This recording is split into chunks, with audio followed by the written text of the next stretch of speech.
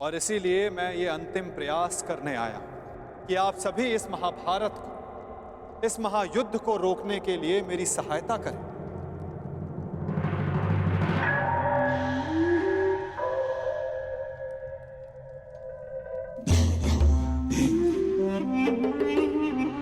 साधु साधु वासुदेव, आप तो सचमुच धन्य हैं।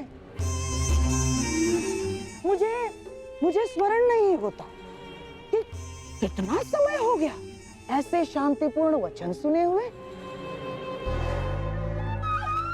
मुझे तो ऐसा प्रतीत होता है वासुदेव कि आपके मुख से शब्द नहीं, फूल झड़ रहे हैं, फूल। मैं अभिभूत हो गया वासुदेव, और सच कहूं वासुदेव, मैं भी आपसे सहमत हूं।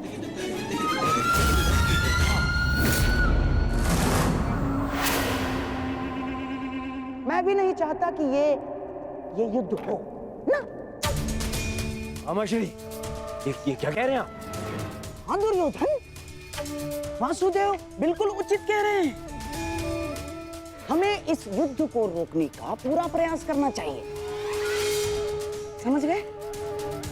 हाँ हाँ वासुदेव, सबसे श्रेष्ठ युद्ध वो है जो कभी हो ही नहीं, और युद्ध की परिस्थिति उत्पन्न न होने देने का एक ही उपाय है कि एक पक्ष दूसरे पक्ष पर आक्रमण ना करे। चलिए ठीक है, हम पांडवों पर आक्रमण नहीं करेंगे, परंतु वासुदेव, द्वारकाधीश, क्या आप यह आश्वासन दे सकते हैं कि पांडव भी हम पर कभी भी आक्रमण नहीं करेंगे?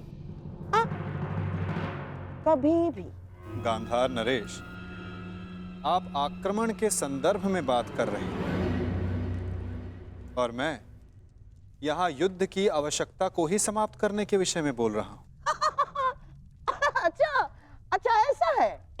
यदि ऐसा है वासुदेव, तो हम आपका प्रस्ताव सुनना चाहेंगे। हाँ, आप शांति दूत हैं तो संदेश तो लाए होंगे, और हाँ, ऊपर से आप शांति प्रस्तापित करना चाहते हैं। तो वासुदेव, शांति प्रस्तापित करने के लिए जिस समाधान की आवश्यकता होती है, वो समाधान भी लाए होंगे आप, है ना? बताइए, क्या है इसका समाधान? प्रत्येक युद्ध की नींव में अन्याय छिपा होता है गांधार राज, और अन्याय का केवल एक ही समाधान है, और वो समाधान है न्याय।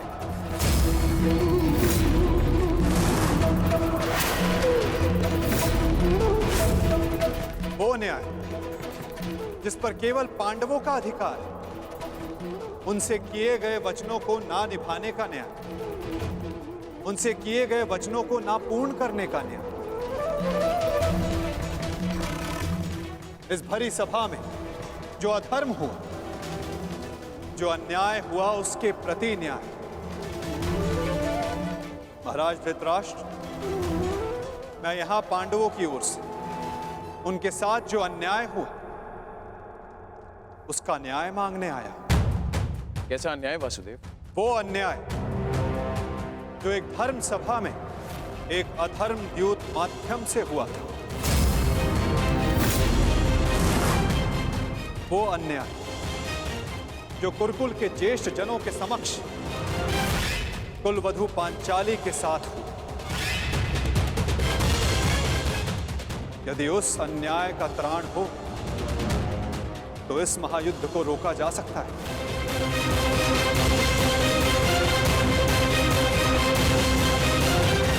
कुरुकुल श्रेष्ठ महाराज धृतराष्ट्र, महामहिम भीष्म, मैं पांडवों की ओर से उस अन्याय के लिए न्याय मांगने आया हूं। स्मरण रहे महाराज, यदि आपने पांडवों को न्याय नहीं दिया, या तो उसे वो पुण्य से अर्जित कर लेंगे या फिर उसे छीन लेंगे।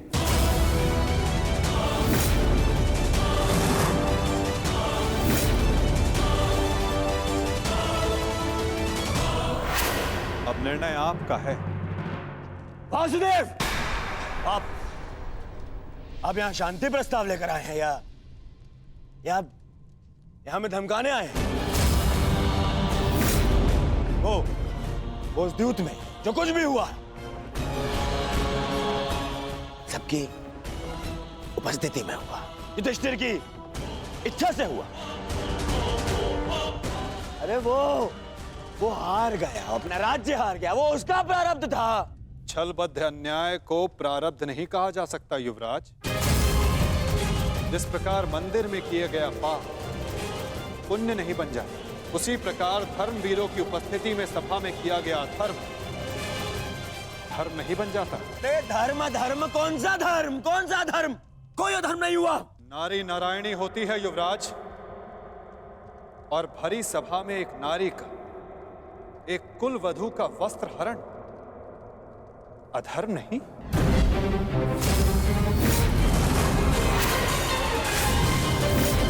यदि तुम्हें विश्वास नहीं तो अपने ज्येष्ठों की झुकी दृष्टि से पूछो दुर्योधन। उन वस्त्रों से पूछो जो आपको आपके मन की नग्नता अनुभव कराने के लिए आपके शरीर से दूर हो गए। उन प्रतिज्ञाओं से पूछो जो पांडवों ने अपने भ्राताओं के विनाश के लिए मांगी। ये प्रतिज्ञा लेता हूँ और यही जंगल तोड़कर तुम्हारा प्राण दे लूंगा दुर्योधन। उस श्राप से पूछो जो द्रौपदी ने समस्त कुरुकुल को दी। इस सभा में उपस्थित वो हर व्यक्ति जिसने मौन रहकर ये अधर्म होते हुए देखा, उन्हें उनके मौन रहने का दंड मिलेगा। श्राप है ये अग्निसुता द्रौपदी का। परंतु यदि आप सब चाहें तो पांडव अपनी प्रतिज्ञा को त्याग देंगे। द्रौपदी अपना श्राप वापस ले लें। बस आप सबको अपनी भूल का अनुभव करके पांडवों को केवल उनका अधिकार देना है।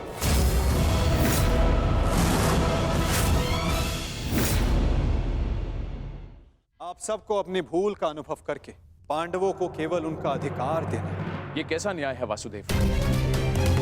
संधि और शांति वार्ता में बराबर की बात होती है। एक ओर से बंधन और शर्तें नहीं लादी जाती। न्याय की मांग ना बंधन है ना शर्त है महाराज, केवल एक निवेदन है। यदि ऐसा है तो मेरा निर्णय यह है कि दुर्योधन, मौन रहो। निर्णय लेना महाराज के हाथ में है, तुम्हारे नहीं। तुम शांत रहो।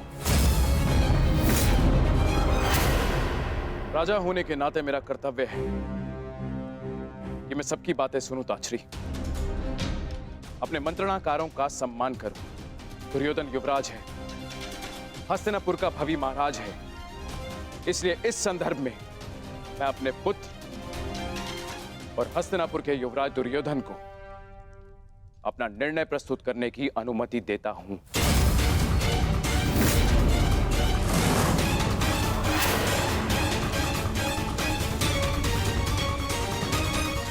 धन्यवाद पिताश्री। हाँ तो सुनिए वासुदेव, ऐसा है कि उस द्यूत में पांडव स्वयं अपना अधिकार हार बैठे थे। अब ना तो वो किसी भी राज्य का उनको अधिकार है और ना ही राजा होने का।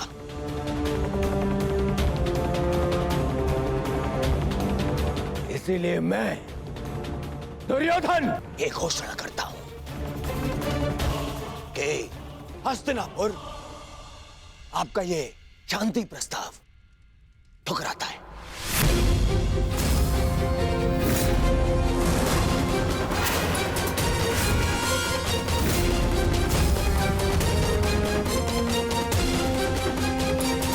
दुर्योधन, क्या तुम्हें इस बात का अनुमान भी है कि शांति प्रस्ताव ठुकराने का अर्थ है युद्ध को निमंत्रण? अपने निर्णय पर पुनः विचार कर लो। बात बात पर विचार करना बंद कीजिए पितामह। बात बात पर विचार कायर करते हैं।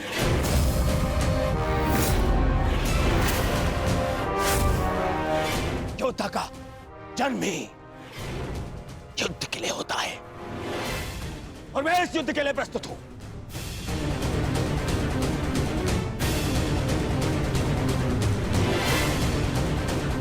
मेरी दृष्टि में उन पांडवों को कुछ भी देने का प्रश्न ही नहीं उठता। बस